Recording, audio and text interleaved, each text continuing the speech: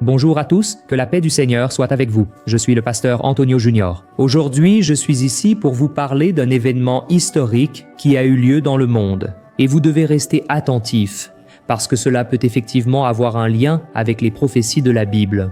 Je ne sais pas si vous l'avez vu, mais je crois que oui. Hier, le monde s'est arrêté pour voir une nouvelle qui semblait impossible. Donald Trump a annoncé qu'Israël et le groupe terroriste Hamas avaient accepté la première phase d'un accord de paix pour la bande de Gaza. Après 2 ans d'un conflit terrible qui a fait plus de 67 000 morts, il semble maintenant que le monde entier respire enfin. Frères, les journaux annoncent qu'il s'agit d'un accord de paix historique. Ce traité a été négocié par les États-Unis, le Qatar, l'Égypte et la Turquie, et il promet la libération des 48 otages israéliens qui se trouvent encore à Gaza. Je regardais ici quelques images, frères, je l'avoue, c'est émouvant. Les gens fêtent dans les rues, les familles des otages pleurent. Les dirigeants politiques se félicitent, et Netanyahou a dit « c'est un grand jour pour Israël ». Donald Trump a également écrit sur les réseaux sociaux ce qui suit. Je suis très fier d'annoncer qu'Israël et le Hamas ont signé la première phase de notre plan de paix. Cela signifie que tous les otages seront bientôt libérés. C'est un grand jour pour le monde arabe et musulman, pour Israël et pour les États-Unis. Frères, au moment où j'ai lu ce post ici, je vous avoue que j'ai pensé à la chose suivante. Attention, je vais clarifier plusieurs points dans cette vidéo. Et il est très important que vous restiez attentifs aux connexions, parce que la Bible est plus actuelle que le journal qui sortira demain. Alors, je veux vous lire un passage qui montre que lorsque l'homme pense avoir trouvé la paix, c'est justement à ce moment-là qu'il doit être le plus vigilant. Soyez attentifs à la première lettre aux Thessaloniciens, chapitre 5, verset 3. Il est écrit « Quand ils diront paix et sécurité, alors une destruction soudaine viendra sur eux. Comme les douleurs de l'accouchement surprennent la femme enceinte, et ils n'échapperont en aucun cas. » C'est bien ce que nous entendons, frères, paix et sécurité. Mais est-ce la paix promise par Dieu? Ou assistons-nous à l'accomplissement de quelque chose de plus grand, de prophétique, qui arrive sans que le monde s'en aperçoive?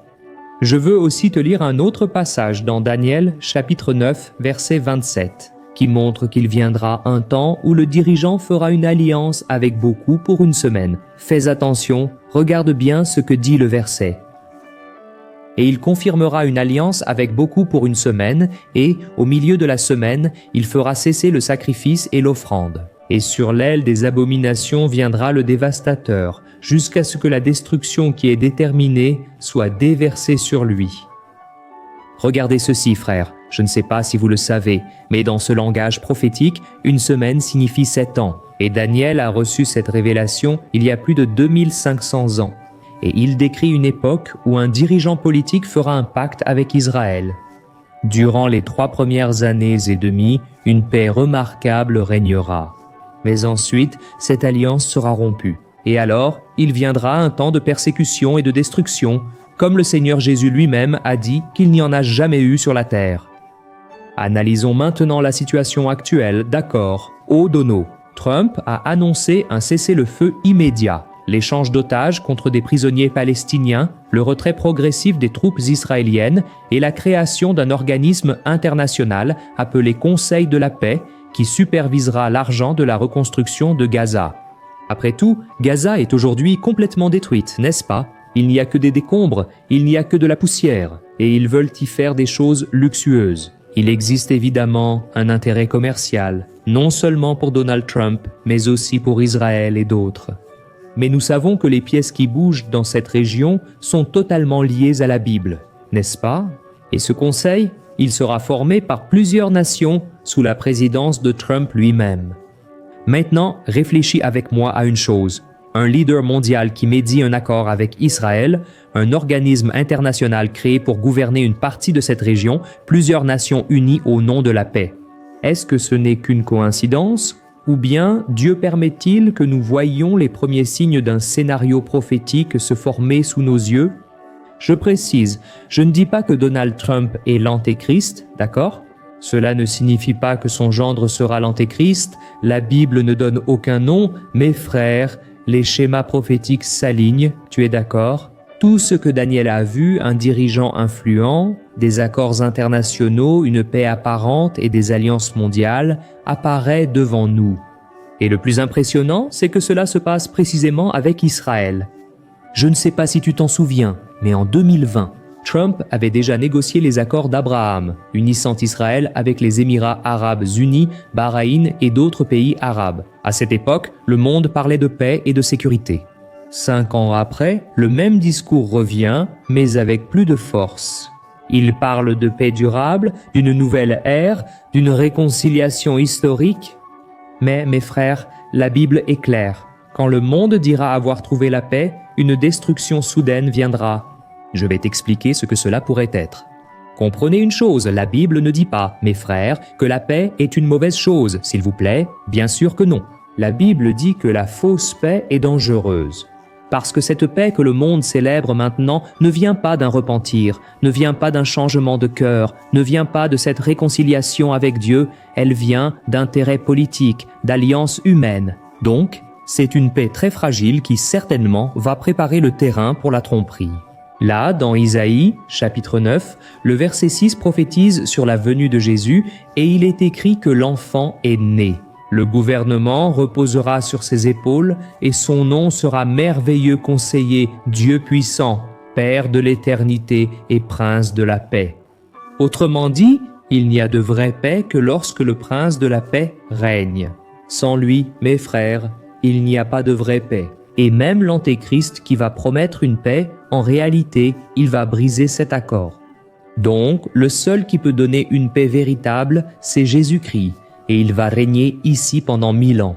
Il y aura une période du millénium où il y aura la justice, il y aura une vraie paix, la prospérité, et après cela, il y aura une dernière guerre.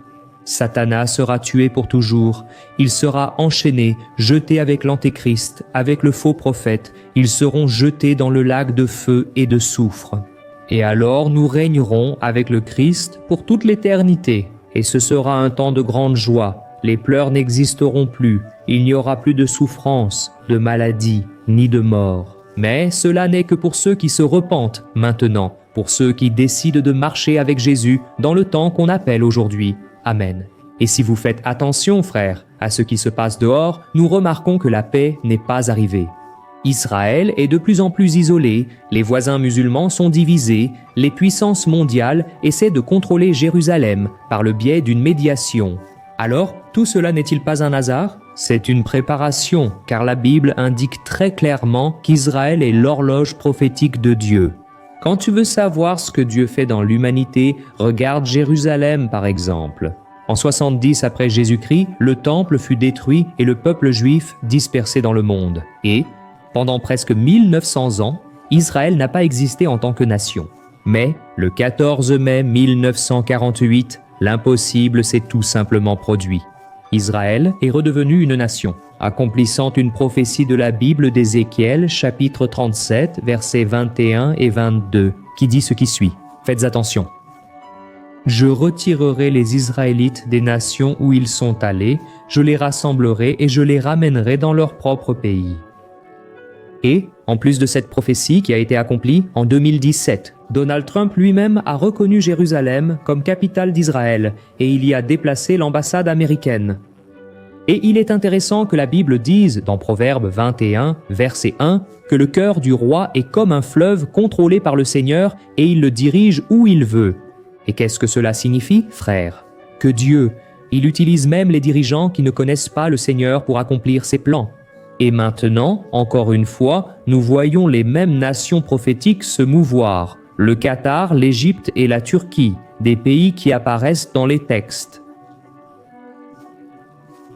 Des négociations, regardez, c'est incroyable. La Turquie, d'ailleurs, fait partie de l'ancienne région de Gog et Magog, qui a été mentionnée dans Ézéchiel, chapitre 38. Et ce qui attire le plus l'attention, frères, c'est que l'Iran, qui est l'ennemi déclaré d'Israël, s'est opposé à cet accord. Et la Bible en parle dans Ézéchiel, chapitre 38, versets 14 et 16.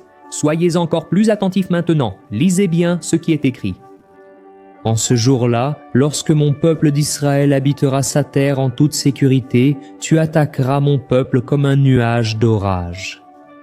Autrement dit, frères, ce texte dit ceci: lorsqu'Israël se sentira en sécurité, l'attaque arrivera. Et cela montre que le sentiment de paix peut justement être le déclencheur du prochain mouvement prophétique. Et si vous observez, frères, avez-vous remarqué cela? Mais le monde entier semble fatigué. Personne ne supporte plus autant de rumeurs de guerre, tant de souffrances. Les gens sont désespérés de trouver une stabilité.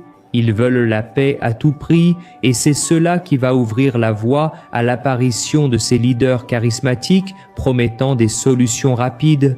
Parce que, si vous étudiez un peu l'histoire de l'humanité, vous allez remarquer que les grands dictateurs se sont levés en temps de crise. C'est pourquoi il faut rester attentif. L'ennemi, frère, exploite ce désir de paix pour tromper les nations avec des promesses qui ne viennent pas de Dieu. Et, pendant ce temps, on voit la technologie, l'intelligence artificielle, l'économie et la politique s'aligner d'une manière que personne n'a jamais vue auparavant. Les gouvernements parlent déjà d'avoir une seule monnaie mondiale, un seul gouvernement.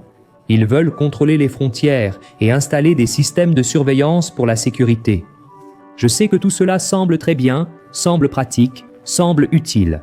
Mais cela montre aussi que le scénario se met en place pour qu'un gouvernement mondial unique soit centralisé et qu'il se concrétise. Alors, frère, j'ai ressenti dans mon cœur l'envie d'enregistrer cette vidéo. Ce n'est pas pour te paniquer, ni pour te faire peur, en aucune façon, mais pour que tu comprennes que les prophéties de la Bible vont s'accomplir, que tu le veuilles ou non, même si les choses s'améliorent, et je souhaite vraiment que ça s'améliore, parce que personne, frère, ne veut la guerre, en tout cas moi je ne la veux pas, et je sais que toi non plus tu ne la veux pas. On ne supporte vraiment plus la souffrance. Mais frère, tout cela va s'accomplir. Tout cela était déjà écrit dans la Bible et même le Seigneur Jésus lui-même a dit: « Quand tu remarques que ces choses empirent, lève la tête, regarde vers le haut. Parce que ta rédemption vient de là, Amen. Ta rédemption, la mienne, vient de notre Seigneur Jésus, il a prophétisé, et cela s'accomplit dans les moindres détails. Mais il a dit, ce n'est pas pour que vous vous désespériez. Dans le monde, vous aurez des tribulations, mais prenez courage, Alléluia, car il a déjà tout vaincu pour nous. » Amen, gloire à Dieu, frères, vous avez compris ici le message. Les prophéties se connectent, s'accomplissent, Amen. Je vous demande maintenant de partager avec au moins 5 personnes. Je sais qu'il y a beaucoup de gens qui ont besoin d'entendre une parole biblique, une parole solide, alors je compte sur votre aide. Abonnez-vous aussi à ma chaîne, car chaque jour je serai ici, en train de prier pour vous, dans la prière du matin et dans la prière du soir. Que Dieu vous bénisse, je vous attends dans la prochaine vidéo, une grande accolade.